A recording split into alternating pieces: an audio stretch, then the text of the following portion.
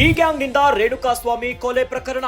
ರೇಣುಕಾಸ್ವಾಮಿ ಸಾವಿಗೆ ಸಂತಾಪ ಸೂಚಿಸಿದ ವಿಜಯಲಕ್ಷ್ಮಿ. ಸ್ವಾಮಿ ಕುಟುಂಬಕ್ಕೆ ದುಃಖ ಭರಿಸುವ ಶಕ್ತಿ ಕೊಡಲೆಂದು ಪೋಸ್ಟ್ ಮಾಡಿದ್ದಾರೆ. ಸೋಷಿಯಲ್ ಮೀಡಿಯಾದಲ್ಲಿ ವಿಜಯಲಕ್ಷ್ಮಿ ಪೋಸ್ಟ್: ತಾಯಿ ಚಾಮುಂಡೇಶ್ವರಿ ಮೇಲೆ ನನಗೆ ನಂಬಿಕೆ ಇದೆ, ನಮ್ಮ ಕಾನೂನು ವ್ಯವಸ್ಥೆ ಮೇಲೆ ನಂಬಿಕೆ ಇದೆ ಅಂತ ಪೋಸ್ಟ್ ಮಾಡಿದ್ದಾರೆ. ಸತ್ಯಮೇವ ಜಯತೆ ಅಂತ ಪೋಸ್ಟ್ ಮಾಡಿದ ವಿಜಯಲಕ್ಷ್ಮಿ.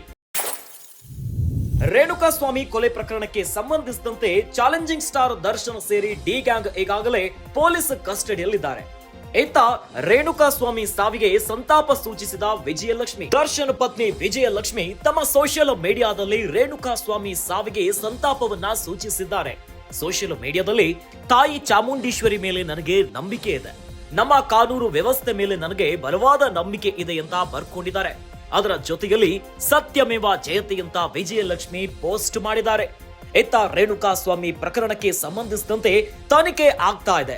ಅತ್ತ ಪ್ರತಿನಿತ್ಯವೂ ಈ ಪ್ರಕರಣ ಹೊಸ ತಿರುವನ್ನ ಕಂಡುಕೊಳ್ತಿದೆ. ಇವೆಲ್ಲದರ ನಡುವೆ ಪ್ರಕರಣದಲ್ಲಿ A2 ಆರೋಪಿಯಾಗಿ ದರ್ಶನ್ ಬಂಧನವಾಗಿದ್ದಾರೆ.